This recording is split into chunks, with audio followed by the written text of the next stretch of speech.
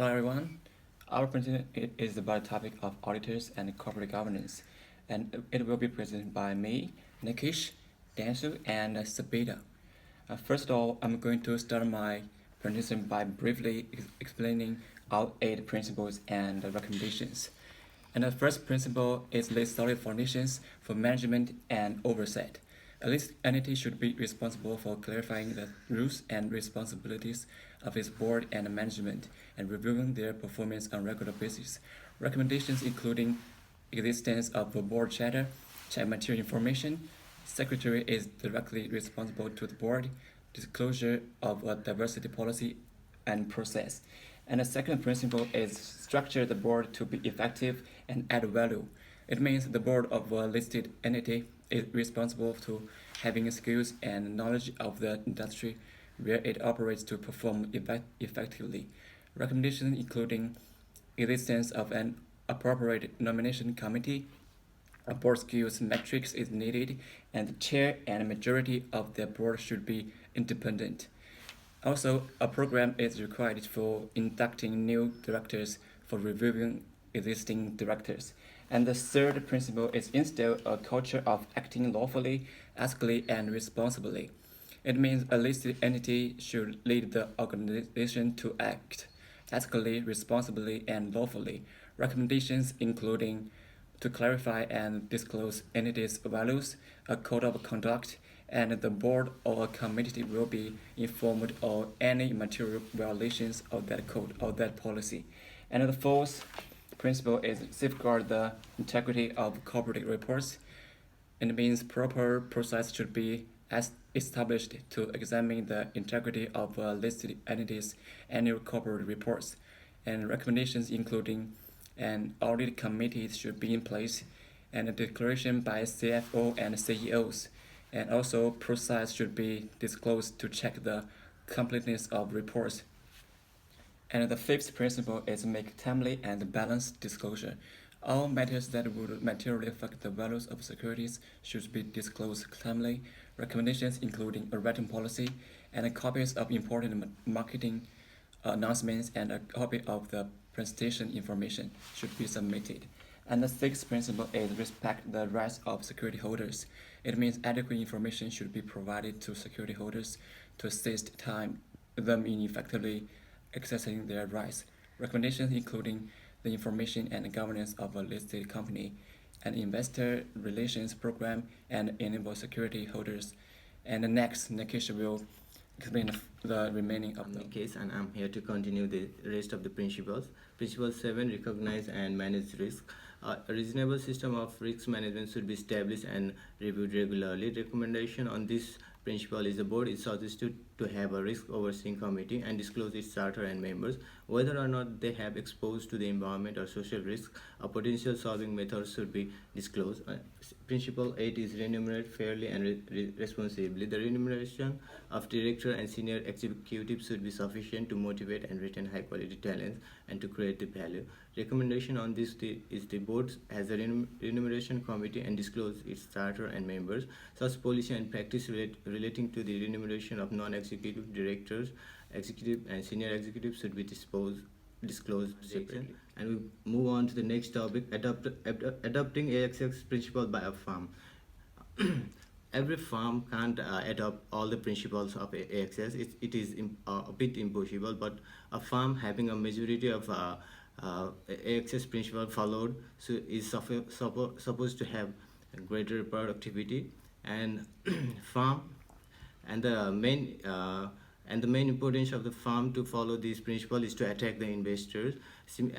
Any listed company under AXS will have a responsibility to follow the principle of AXS corporate governance, which will set up the clear vision to every investor regarding the structure of the committee and its financial position.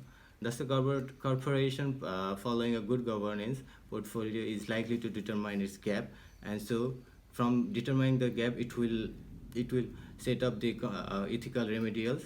Hence, this will make the investor to invest in the company. Similarly, another point is to persuade the corporate reporting. According to the corporate governance principle under the AXS, Corporate reporting is the mandatory practice that anybody working within an organization should initiate the reporting behavior, since no any firm would perform ethical activities of all time. Thus, AXS has set the standard presents in the interest of the whistleblowers of the wrong activities. Hence, AXS recommend whistleblower policies will create positive organization culture by eliminating the complexity to generate the better operation performance. Similarly, another one is ethical activities. Access principles set up the standard that every organization should follow the ethical activities like paying fair payment, fair judgment to the staffs, proper board allocations, proper disclosure of information to the outsider. Thus, these are the things that Access set the standard for every corporation to be ethical. Hence, if these things are followed by organization, it will get good performance, good brand image in the society. Thank you. Hi, I'm Dansu, and I'm going to start that topic audit strategy. And the audit strategy is used to assess the timing, scope, and direction of audit, and therefore helpful at the time of developing an audit plan. We can take example that auditor can use risk-based audit approach, top-down approach, or substantive test to do the audit. And audit strategy is based on the following context, like reporting objectives, timing of audit, and nature of communication. And and the audit strategy is based on principle 1 of corporate governance, covers the roles and responsibility of board of directors, CEO, and management. The board has right on approval of strategy and provides advice on strategic issues, whereas CEO is responsible for managing the approved strategy. And the principle 4 includes the 4 of corporate governance are based on verifying and providing safeguard to the integrity of financial report. And the next topic is risk assessment process. The audit risk assessment is carefully designed action and plans that the auditor takes in order to identify and and assess the risks and misstatement. The principle 7 reflects that although entities should consider establishing an internal audit function, because the role of internal audit is to assess the effectiveness of risk management and internal control system. So hence the risk assessment process should be done because the environment of any business is not fixed, and risks should be identified, assessed, and treated whenever required. Hello, my name is Savita Khanala-Adhikari. I am here to give a short presentation on audit approach and audit evidence. The first one is the audit approach. Audit approach is the strategy used by an auditor to conduct an audit. The approach should be chosen effectively and efficiently for the better performance of the organization. Both the internal and external auditor use the audit approach to conduct their audit activities. And the selecting the right approach is important for companies to improve their firm's performance and the audit performance. When firm adopt the ASX corporate governance principle, it influenced on audit approach and audit evidence. And when a company has a strong team of management, they have an ability to establish a good audit approach that meets the goal and requirement of the company. And the another one is this approach help auditor to identify the risks and reduce the implication of a risk on the firm's performance. The most important approach of the audit approach is the risk-based approach. There are 4 approaches. They are substantive, balance sheet, system, and risks. And the second one is the audit evidence. Audit evidence is evidence obtained by auditors during a financial audit and recorded in the audit document. Auditors auditor need audit evidence to see if a company has correct information or not, because they provide correct information to the firms.